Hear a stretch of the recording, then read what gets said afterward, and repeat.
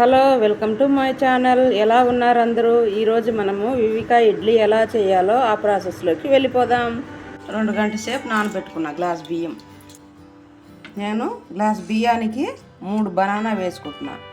చిన్నది కాబట్టి 3, పెద్ద పండు అయితే 2 వేసుకోండి, సరిపోతుంది.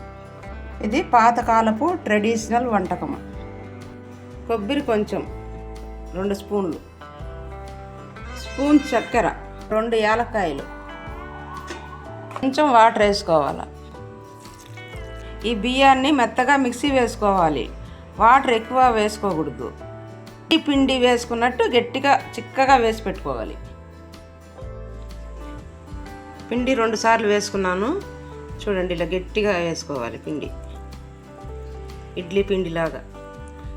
చూడండి, దీంట్లో కొంచెం పిండి మిగిలింది కదా, దీంట్లోనే కొంచెం వాటర్ వేసుకుందాం.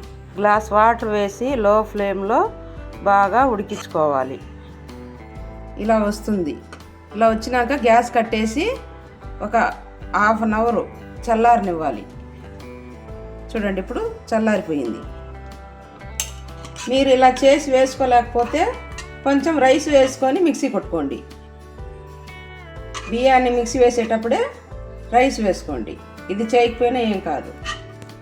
దీన్ని తమిళ్లో కప్పం అంటారు, కప్పం కాచేది అని. ఇప్పుడు ఇదంతా బాగా కలుపుకొని ఓవర్ నైట్ ఇలాగే పెట్టేయాలి. ఇప్పుడు ఈ పిండి బాగా పొద్దున్నే మనం ఇడ్లీ పిండి పొంగినట్టు పొంగుతుంది. ఇలాగే మూత వేసి పెట్టేసుకోవాలి. ఇప్పుడు కొంచెం నెయ్యి వేసుకుందాం. ద్రాక్ష, జీడిపప్పు, ఒక అరటిపండు సన్నని ముక్కలుగా కోసుకొని వేసుకోవాలి. అరటిపండు ఎక్కువసేపు ఏం ఫ్రై అవ్వని అవసరం లేదు, జస్ట్ ఒక 1 minute ఫ్రై అవుతే సరిపోతుంది. పిండి చూడండి ఎంత బాగా పొంగిందో.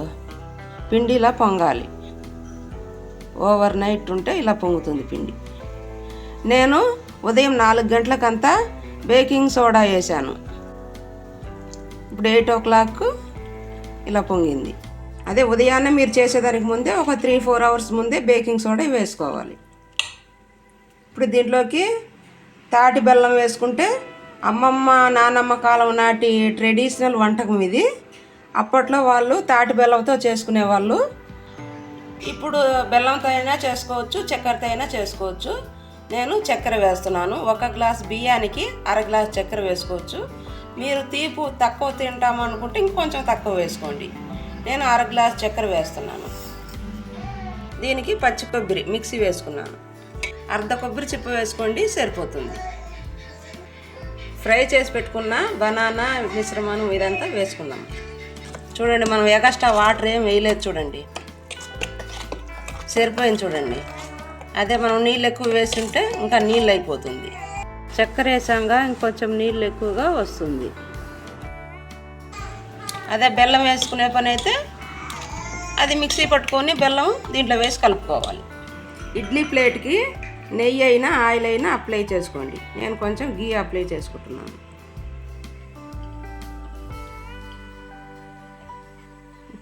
ఇప్పుడు ఒక్కొక్కటి మన ఇడ్లీ పిండి పోసినట్టుగానే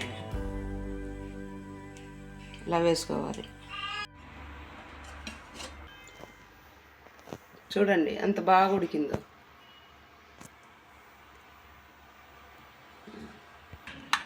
చూడండి, ప్లేట్కు ఖర్చుకోకుండా ఎంత బాగా వస్తుందో. చూడండి, పిండి మిగిలిందనుకోండి ఫ్రిడ్జ్లో పెట్టుకొని నెక్స్ట్ డే కూడా చేసుకోండి. చూడండి, ఇడ్లీ ఎంత బాగా వచ్చిందో, స్మూత్గా మెత్తగా. చూడండి ఎంత స్మూత్గా ఉందో. కొబ్బరి పాలు తీసుకొని చక్కెర వేసుకొని దాంట్లో తినొచ్చు, వట్టి తినేయచ్చు.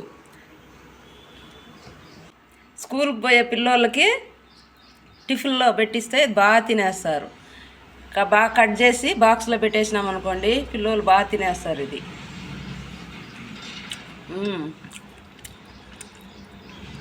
చాలా టేస్ట్గా ఉంది. అంతా మనం బయట కేక్ తెచ్చుకొని తిన్నట్టుగా ఉందండి. చాలా టేస్ట్గా ఉంది. ఇది ఖచ్చితంగా మీరు ట్రై చేసి చూడండి. పాతకాలపు ట్రెడిషనల్ వంటకం.